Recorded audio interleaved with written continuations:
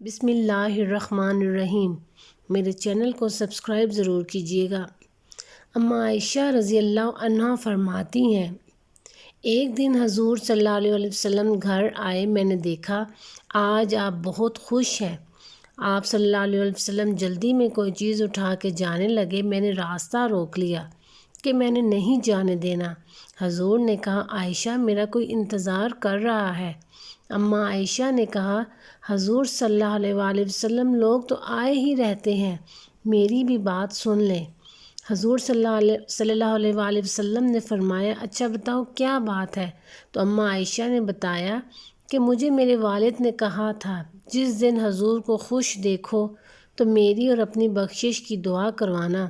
حضور صلی اللہ علیہ وسلم نے ہاتھ اٹھائے، اے اللہ عائشہ اور ابو بکر کو عزت والی زندگی عطا فرما، اے اللہ ان کا حساب قیامت میں آسان فرمانا، اور پھر کہا، اے اللہ انہیں بغیر حساب ہی جنت عطا فرما۔